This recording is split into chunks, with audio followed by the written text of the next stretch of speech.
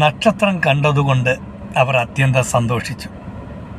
New year, Christmas ആഘോഷങ്ങളിലേക്ക് ലോകം മുഴുവനും കടന്നിരിക്കുകയാണ്. നമ്മുടെയൊക്കെ വീടുകളിലും ജാതിമത വ്യത്യാസമില്ലാതെ സ്റ്റാറുകൾ തൂക്കുകയും ക്രിസ്മസ് പുൽക്കൂടുകൾ അതുപോലെ അലങ്കാരങ്ങളിലേക്കൊക്കെ പ്രവേശിച്ചിരിക്കുന്നു. പ്രിയപ്പെട്ടവരെ, എന്താണ് ഈ നക്ഷത്രം നമ്മളെ വിളിച്ചറിയിക്കുന്നത്? ഭൂമിയിൽ ഒരു മനുഷ്യനും ജനിച്ചിട്ടില്ലാത്ത രീതിയിൽ ജനിച്ചു, ജീവിച്ചിട്ടില്ലാത്ത രീതിയിൽ ജീവിച്ചു, പ്രവർത്തിച്ചിട്ടില്ലാത്ത രീതിയിൽ പ്രവർത്തിച്ചു, മരിച്ചു, അടക്കപ്പെട്ടു, ഉയർത്തെഴുന്നേറ്റ് ഇന്നും ജീവിക്കുന്നു. അതെ, യേശുക്രിസ്തു എന്ന ലോകരക്ഷകൻ, ദൈവം മനുഷ്യനായിരുന്നവൻ, ഭൂമിയിൽ മനുഷ്യരക്ഷയ്ക്ക് വേണ്ടി, അവരുടെ പാപപരിഹാരത്തിന് വേണ്ടി കടന്നു വന്ന് ചെയ്യേണ്ട കാര്യങ്ങളൊക്കെ ചെയ്ത് മരിച്ചു, അടക്കപ്പെട്ടു, ഉയർത്തെഴുന്നേൽക്കുന്നതിന് സഹസ്രാബ്ദങ്ങൾക്ക് മുമ്പേ ലോകരക്ഷകൻ ഭൂമിയിൽ വരുമെന്ന് തൻ്റെ പ്രവാചകന്മാരിലൂടെ അറിയിച്ചു കൊണ്ടേയിരുന്നു.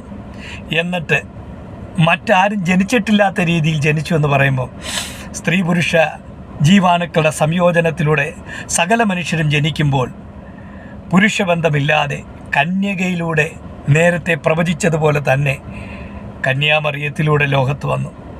ഒരു മനുഷ്യനും ജീവിച്ചിട്ടില്ലാത്ത രീതിയിൽ ഏറ്റവും പവിത്രമായി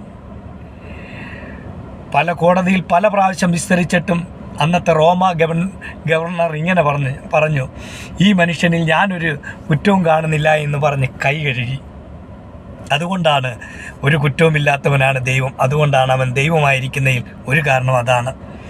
എന്നിട്ട് ഒരു മനുഷ്യനും പ്രവർത്തിച്ചിട്ടില്ലാത്ത രീതിയിൽ വെള്ളത്തിന്മീതെ നടന്നു, മാരക രോഗികളെ സൗഖ്യമാക്കി, പാവികളെ രക്ഷിച്ചു, മരിച്ചവരെ ഉയർത്തെഴുന്നേൽപ്പിച്ചു. എന്നിട്ടോ എല്ലാ മനുഷ്യൻ്റെയും പാപപരിഹാരത്തിനു വേണ്ടി അവൻ മരിച്ചു, അടക്കപ്പെട്ടു, ഉയർത്തെഴുന്നേറ്റ് ഇന്നും ജീവിക്കുന്നു.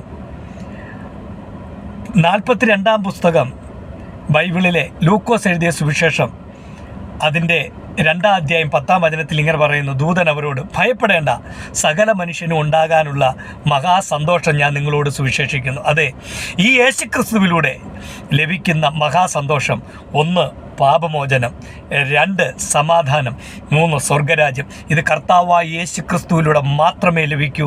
കാരണം അവൻ മാത്രമാണ് മനുഷ്യൻ്റെ പരിഹാരത്തിന് വേണ്ടി, പാപപരിഹാരത്തിന് വേണ്ടി രക്തം ചൊരിഞ്ഞിട്ടല്ലാതെ വിമോചനമില്ല. അവൻ മാത്രമാണ്, ആ കർത്താവ് മാത്രമാണ്, അവിടുന്ന് മാത്രമാണ് മനുഷ്യൻ്റെ രക്ഷയ്ക്ക് വേണ്ടി യാഗമായി തീർന്ന് ഉയർത്തെഴുന്നേറ്റ് ഇന്നും ജീവിക്കുന്നത്.